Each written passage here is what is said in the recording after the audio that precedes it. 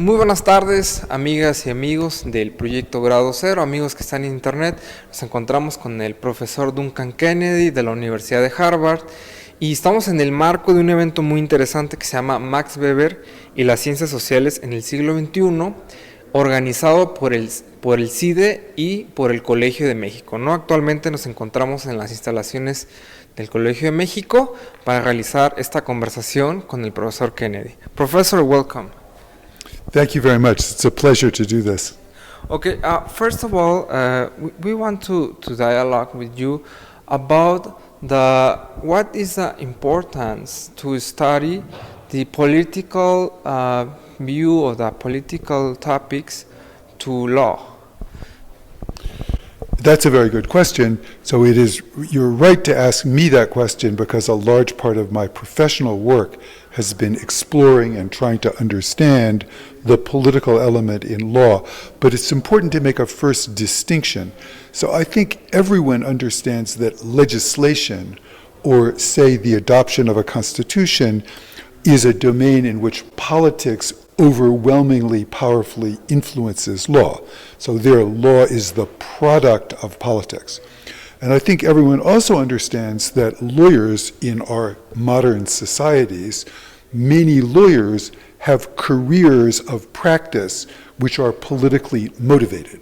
So they practice law as human rights lawyers or as representatives of large corporate interest with the goal of advancing a particular political conception of society through legal work. So their law is again the object of a project which is political, not the legislator, but the lawyer. So what I've been preoccupied with is the role of the judge and the jurist. So for the judge and the jurist, the question of the role of the political is quite different. And the reason for that, very simply stated, is that it's part of the normal way of proceeding for the judge and the jurist to deny that their activity in law is political. Everyone agrees the legislature is political. Everyone agrees that practitioners are political.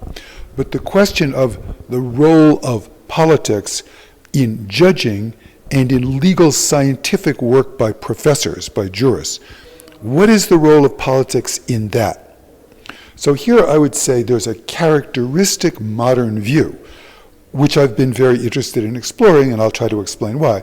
I think it's very typical for both the jurist and the judge to strongly deny that politics has a part of their work.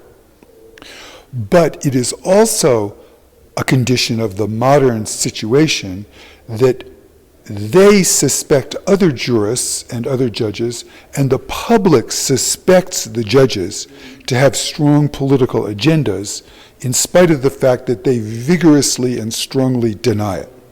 So the judges are denying it, and the professors are denying it. They're saying, we're doing law, we're not doing politics. Law is autonomous, it's a separate kind of reasoning, it's a separate domain, and it's very important to keep politics separate from judging and legal science. It would corrupt them and destroy the rule of law and be incompatible with the separation of powers if judging and legal science were political or politicized. So, very strong position with this equally strong paradoxical other side, which is universal suspicion, what you might call a hermeneutic of suspicion, which is the idea that somehow, though that's what they're saying, that's not what's going on. And the reason for alarm is if judges are in fact secretly or in a denied way politically motivated, then our politics, the politics of the society, is not quite what we thought. It turns out that there is another power, another political power in the judiciary and in the Academy of Legal Science, a power that is doing things that are not transparent. We don't understand what's going on. They're denying it, and we don't know whether it's really, really law or whether it's strongly influenced by ideology. So this is a particular description of what I'm saying is a kind of social reality of politics in relation to law. And I think it's worth studying The reason why it's worth studying it is that if this kind of analysis is true, it's a quite important aspect of law that it has a denied political character, which is at the same time an object of suspicion. So that seems to me an interesting, if it's true, so it's worth studying and exploring that question. Okay. And in this view, what is the importance of the rational formalism in the creation of the law? So let me say if I understand the question. It is part of the way in which some jurists, not all jurists and judges, understand the way legal interpretation is done. So we're not talking about legislation, and we're not talking about law practice. We're talking about judging and legal science. So it is an important position in Western cultures in general that the nature of the development of legal interpretation is that it should be a rational process, meaning that it should be based on the development of rules from other rules. So there's the basic enacted valid legal order. The judge takes that and works by a logical, rational process to develop more specific legal norms that will be applied to the case. And the professor does the same thing, but with hypothetical cases. So the idea is from more general norms to derive more specific norms. That idea is the rational part, and the formal part is the idea that politics, personal opinion, religion, morality, those things are extra-juristic. What the legal process is about is the rational derivation of one norm from another norm, and it's crucial that that process should not involve these other things. So the problem of the political in law is also can be understood as this kind of an argument. Although many people think that law does operate that way, many jurists think it does operate that, and many more think it should operate like that. In modern legal science, there's a strong counterposition that law never has and never could operate in a way that combined logic and the exclusion of the social context to that extent.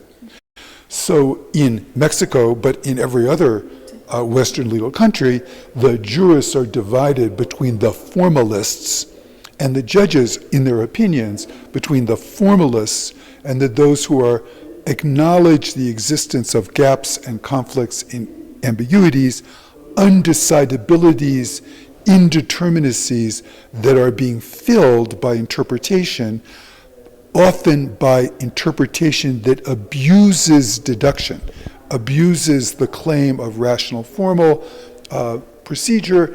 It sounds rational and formal, but it falls to internal critique. It turns out that the gap has not been resolved, it's been papered over.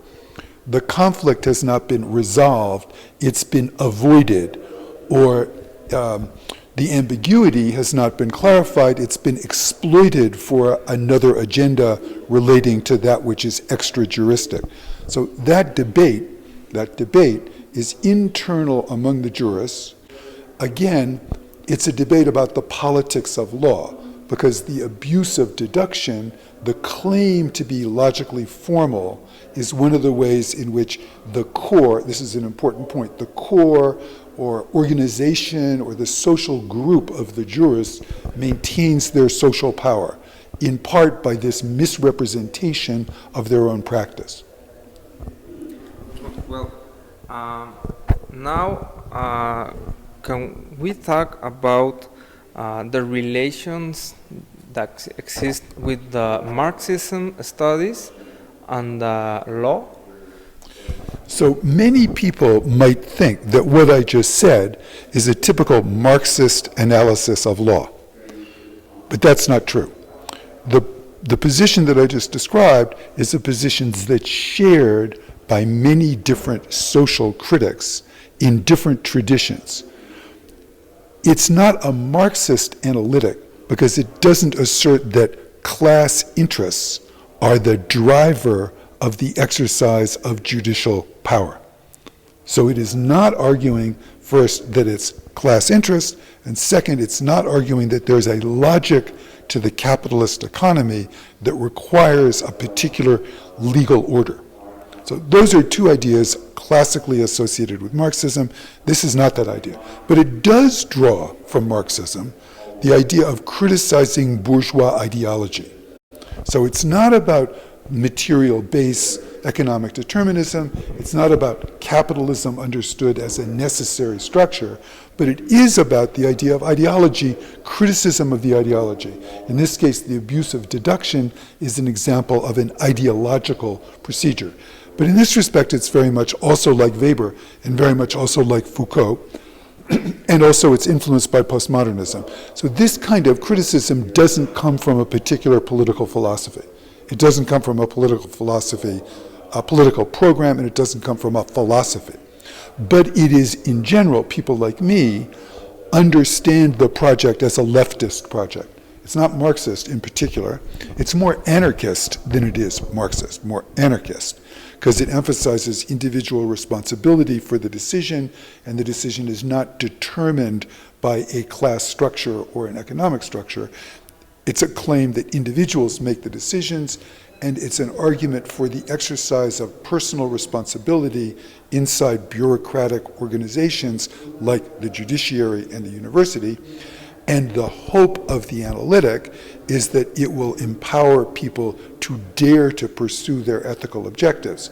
But that could lead, that's not necessarily wonderful from my point of view. It's a gamble that a emphasis on freeing the individual from a false constraint will more often lead to good political results, which for me I would identify as left, than to right-wing ones. But there's no guarantee.